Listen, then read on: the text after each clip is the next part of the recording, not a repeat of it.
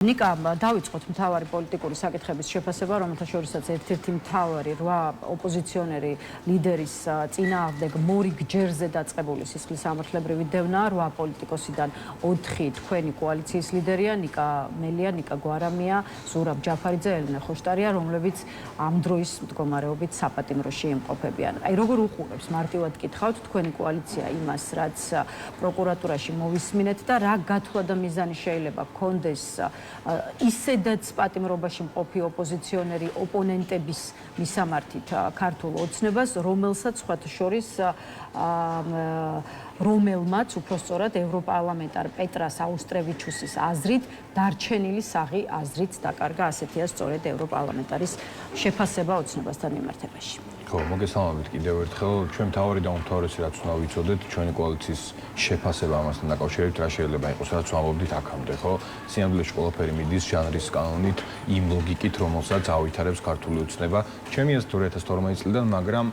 განსაკუთრებით ბოლო წლებში და ბოლო თვეებში, აი 28 ნოემბრის შემდეგ ყველაზე მეტად რაც გამოკრისტალდა, ხო, ეს არის ამ ქვეყნის სრული იზოლაცია და ამის ხარჯზე, იმის ხარჯზე, რომ საქართველოს მოქალაქეებმა დაკარგონ ყველა ის სარგებლები, რომელსაც ჩვენ ვიღებთ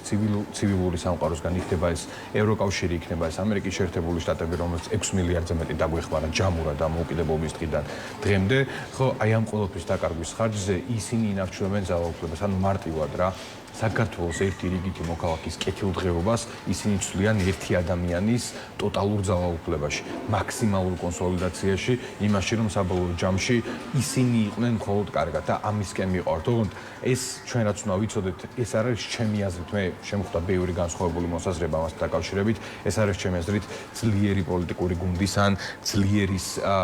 პოზიციიდან გაკეთებული განცხადებები და გადადგმული ნაბიჯები, იმიტომ რომ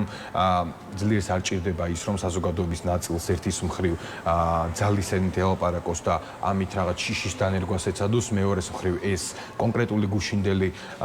მორიგი პოლიტიკური დევნის მექანიზმი გამოიყენოს იმისთვის, რომ მაგალითად მათ სხვა შორის პროკურატურა განცხადებაში ახსენა, რომ 28 ნოემბრის აქცია პოლიტიკოსების დაგეგმილი იყო, 28 ნოემბრის აქცია თუ ვინმე დაგეგმა, არავინ არ აპირებდა იმ დღეს ამ მასშტაბით გარეთ გამოსვლას, ეს იყო ირაკლი კობახიძის მოღალატეობრივი განცხადება, როდესაც ჩვენს ისტორიულ მიზანზე მან ღიად და ცხადად უარი განაცხადა, როგორც იანუკოვიჩმა 2014 წელს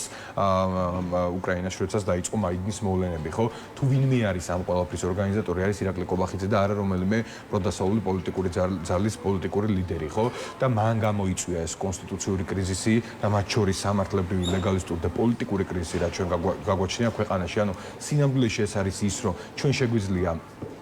ყველას მოვიქცეთ ის, რომ ყველა იყოს პატიმრობაში და პატიმრობაში კიდე პატიმრობაში გაუშვათ, ან დამატებით საქმეები აღძრათ, ან შიშის დანერგვა სურთ, იმიტომ რომ სხვა არც ერთმა კანონმა არ იმუშავა, მათ შორის გუშინ ჩვენ ვნახეთ რუსთაველზე, როდესაც იქ ვიყავი, რაც მოხდა და მეორე არის ის, რომ ამით საკუთარი პროპაგანდისტული მედიების საშუალებით, რომლებიც სხვათა შორის შესაძლოა სანქციების ქვეშ აღმოჩნდნენ და ამაზე აქტიური საუბარი მიდის ევროკავშირში, იმის ჩვენება და იმაზე საუბარი, რომ თითქოს ხო თითქოს ამ აქციას, რომელსაც ვერ უპოვეს არტიული ლიდერი, ესე ვთქვა და ეს აქცია არის ყველაზე ბუნებრივი, ყველაზე დემოკრატიული წინააღმდეგობა და უპრეცედენტოდ გრძელვადიანი წინააღმდეგობა ამ ქვეყნის ისტორიაში. აი ეს გაასაღონ ისე, რომ თითქოს იქ არიან პარტიები, ესეც ვერ მუშაობს, იმიტომ რომ ხო იქ ვართ პარტიებიც, პირველ რიგში საქართველოს მოქალაქეები და ასე შემდეგ. ნიკა, აი თავად თქვენი კოალიციის დაპატიმრებული ლიდერები გუშინვე გამოეხმაურნენ ციხიდან იმას, რაც პროკურატურაში მოვისმენთ, აი მაგალითად ელენე ხოშტარია, დიდი მადლობა პროკურატურას ჩემი შრომის დაფასებისთვის, დიახ, რუსული ოცნების სანქცირებაზე ინტენსიურად მუშაობდი და ვიმუშავებ, ოღონდ ერთი შეგეშალათ, ბოლო 1 წელი კი არა, 2002 წლიდან მუშაობ რუსეთის წინააღმდეგ და ნიკა გვარამიას პოზიციაც გავაცნობთ მაყურებლებს, გადამწყვეტი აღმოჩნდა ჩვენი ერთიანი და განუხრელი პოზიცია, უარი გვეთქვა არალეგიტიმური პარლამენტისთვის, ამან წააქცია რეჟიმიო ამბობს გვარამია. რამდენად აკცეულად გამოიყურება ქართული ოცნება და სხვათა შორის აი რეჟიმის სასოწარკვეთილებაზე საუბრობს ევროპარლამენტარი რასაიუკნევიჩიანე, რომელმაც ოპოზიციონერი ლიდერების წინააღმდეგ მორიგი საქმის აღძვრასთან დაკავშირებით გუშინ ასეთი რამ თქვა, ქართული ოცნების რეჟიმის სრული სასოწარკვეთის მდგომარეობაში და ამიტომაც იქცევა უკონტროლოდ და აგრესიულად. აი თქვენი შეფასებით ოცნების უშუალოდ ოცნების რა მდგომარეობას ახდენს, რასაც მისი პოზიციონირების სახით ხედავთ. მე ხო ზუსტად ამით დავიწყე საუბარი, რომ ეს არ არის ძლიერის მხრიდან გაკეთებული ნაბიჯები, ეს არ არის იმ ძალის მხრიდან გადადგმული ნაბიჯები, რომელსაც გააჩნია რომელსაც გააჩნია ლეგიტიმაცია ან რომელსაც გააჩნია ნდობა. ეს არ არის იმ ძალის გაკეთებული, რომელიც გუნდის შიგნით არის მყარად, ხო? ჩვენ რა პრიზმით შევხედავთ წაქცეულის ნაწილს, რადგან მეტწილად ამას მეიმართება თქვენი კითხვა, ხო? ვერ იქნება არ არიან ქართულ ოცნებაში სტაბილურად და მყარად და ვერც იქნებიან, იმიტომ რომ მათ შორის ამას მიუთითებს მათი გუნდის შიგნით არსებული ის რბილად რო თქვა დაპირისპირება და სინამდვილეში სამყარო სასიცოცხლო ბრძოლაში გადასვლა, რომელშიც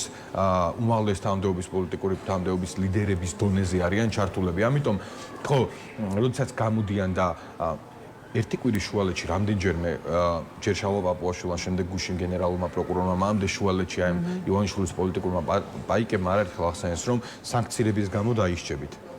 მე შეგახსენებთ, რომ კახა კალაძე ჯერ ამბობდა, რომ არანაირი სანქციები არ იქნებაო, შემდეგ ამბობდა, რომ სანქციები არ მუშაობსო, შემდეგ ამბობდნენ, რომ არ ვართ დასანქცირებული და საბოლოო ჯამში რა აღმოჩნდა, რომ 300-ზე მეტი ადამიანი არის ევროპული, ბრიტანული და ამერიკული სანქციების ქვეშ და თურმე ეს აწუხებთ, ხო? თურმე ამის გამო ისინი დგამენ ისეთ ნაბიჯებს, რომლებიც ჩვენ გვწყვეტს დასავლეთს და საქართველოს მოქალაქეებს ართმევს ბედნიერების და რეალური მშვიდობის სივრცეში მოხვედრის და გაწევრიანების შესაძლებლობას. ეს სწორედ ეს ნიშნავდა და ეს იყო მათ შორის ნიკას პოსტის ერთ-ერთი მთავარი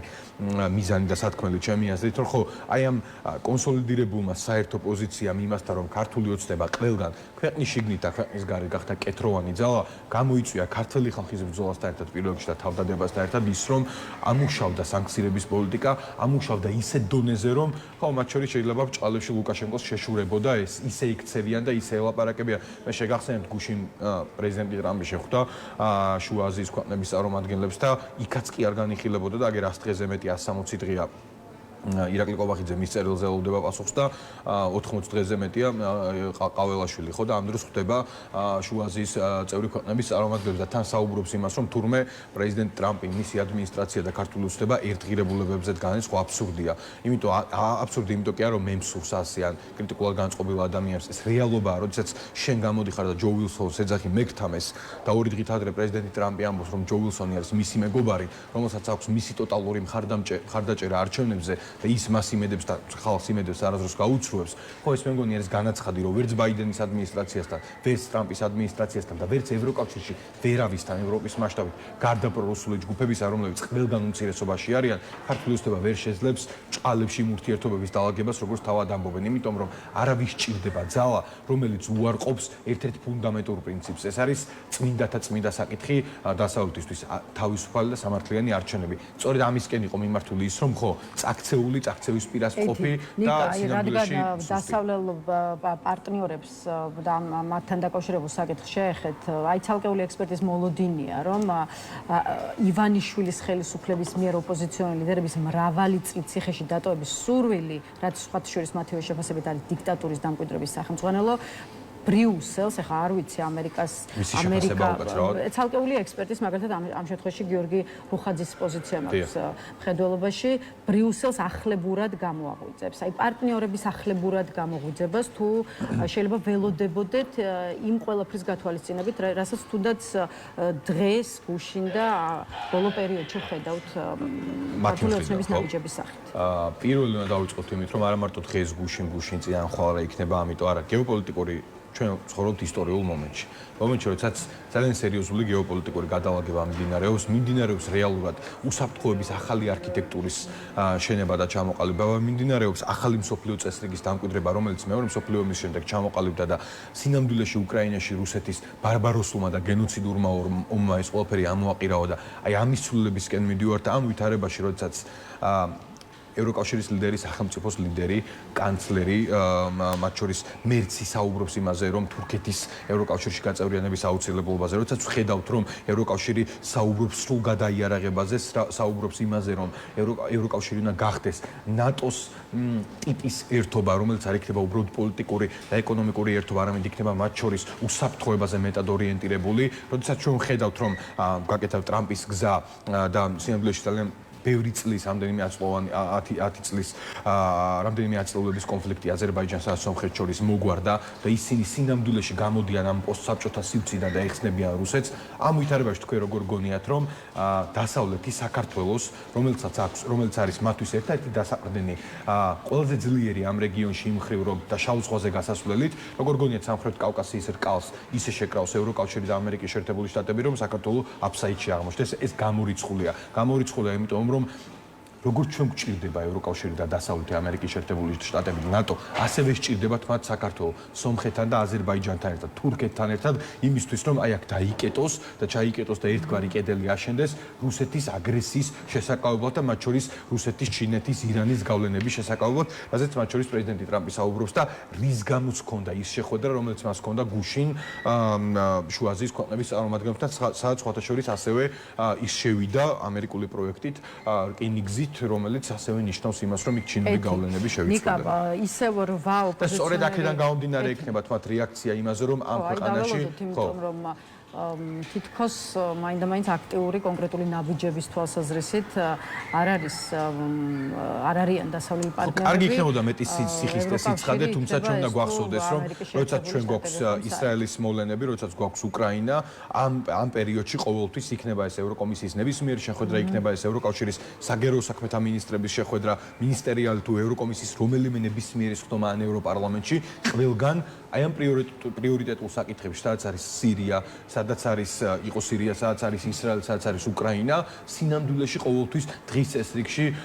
პირველ 5 საკითხში, პირველ 3 საკითხში ყოველთვის ხდება საქართველოს და ყველა მათ შორის დასახელებაში ქართული ხდება მოხსენიებული ხდება როგორც რეჟიმი. ეს ნიშნავს იმას, რომ საქართველოს ამ დიდ გეოპოლიტიკურ თამაში ქართული ოცნების ანტიდემოკრატიული და ანტიდასავლური და ანტიქართული ნაბიჯების გამო ყოველთვის პრიორიტეტულ საკითხად რჩება. კარგი და რამდენიმე წუთი დაგვრჩა და კიდევ ერთ მნიშვნელოვან საკითხს მინდა შევეხოთ მით უფრო რომ პარტნიორებთან ურთიერთობების თემა გარკვეულწილად შეაფასეთ. აი პეტერ ფეშერი დაბრუნდა საქართველოში, რაც გერმანიის საგარეო უწყებამ გვამცნო გუშინ თბილისში გერმანიის ელჩი ბერლინში კონსულტაციების შემდეგ დღეს საქართველოში დაბრუნდა. ის ჩვენი სრული მხარდაჭერით განაგრძობს თავის ერთგულ საქმიანობას, წერს გერმანიის საგარეო საქმეთა სამინისტრო. აი რა მესიჯია გერმანიის მხრიდან, რომ თბილისში აბრუნებს იგივე ელჩს, რომლის მიმართაც ქართულ ოცნებას აქვს უამრავი პრეტენზია და რასეუბნება ოფიციალური ბერლინი ოცნებას იმაზე ხაზგასმითაც და მორიგჯერზე და კიდევ ერთხელ იმაზე ხაზგასმით, რომ აი პეტერ ფეშერი ერთგულად ახორციელებს მის საქმიანობას და თან ამას აკეთებს გერმანიის მთავრობის მხარდაჭერით. სინამდვილეში ეს არის მათი იმ ჩამოყალიბებული საერთო პოლიტიკის გაგრძელება და ხედვის გაგრძელება, ეს მესიჯი, ასე თქვენ საუბრობთ, რასეუბნება, რაც გერმანიის საგარეო საქმეთა სამინისტრომ განაცხადა, როდესაც პეტერ ფიშერი გაიწვიეს კონსულტაციებზე იმისთვის, რომ საერთო პოლიტიკის ახალი ჩარჩო შეემუშავებინათ, რომელიც უფრო ხისტი და მკაფიო და მკაცრი იქნებოდა, იმიტომ რომ ფაქტია და ეს სხვა შორის მათსავე განცხადებაში ეწერა, რომ ფაქტია იმ მიდგომებმა, რომელიც მათ ჰქონდათ იმ პროპაგანდის წინააღმდეგ, რომელსაც პირადად გერმანიის ელჩის, გერმანიის სახელმწიფოს და ევროკავშირის წინააღმდეგ აწარმოებდნენ, ვერ იმუშავა, ამიტომ ანუ არა დათბობას პირიქით როცა შენ წინააღმდეგ შენ ხარ ცივომში და ჩემი მიდგომები შენ მიმართ არ მუშაობს, რომელიც ზოგადად საერთაშორისო პოლიტიკაში პირველი ეტაპი არის ქცევის გამოსწორებისკენ მიმართული ნაბიჯები და ეს არ მუშაობს. მე გადავალ უფრო ხის ნაბიჯებზე და ვინმეს თუ არ ახსოვს ქართულ ოცნებაში და მე ეჭვება არ ახსოვდეს ირაკლი კობახიძე, მათ შორის და პაპუაშვილი და ასე შემდეგ გერმანიაში სწავლგანათლება მიიღებული ადამიანები არიან, იქ ცხოვრობდნენ ეს ადამიანები და იცნობენ გერმანულ პოლიტიკას. მსგავსი ნაბიჯები შემდეგ ევროკავშირის ლიდერის სახელმწიფოს და არა მარტო ევროკავშირის ლიდერის სახელმწიფოს მხრიდან რას ნიშნავს და ამას რა კონკრეტული ნაბიჯები მოყვება, მათ ზუსტად იციან. გერმანია შეუძლია ძალიან აი რა შეიძლება იყოს მაინც მაყურებლებისთვის რომ გამოვიდეთ. გერმანია შეუძლია მაგალითად კონკრეტული ნაბიჯები რომელიც შეიძლება აი მივიდივარ, გერმანია შეუძლია მიმართულება მისცეს მათ შორის ევროკავშირში იმ პოლიტიკის წარმოებას, რომელიც იქნება კიდევ უფრო ხისტი ქართული ოცნების იმ ლიდერების, მათ შორის მათი ოჯახების წინააღმდეგ, რომლებიც ჩართულები არიან ამ ქვეყანაში რეჟიმის გამყარებაში, დემოკრატიულ უკუსლაში. ძალიან მარტივად გერმანია შეუძლია მათ შორის მიმართულება მიცეს ისეთ ნაბიჯებს, როგორც არის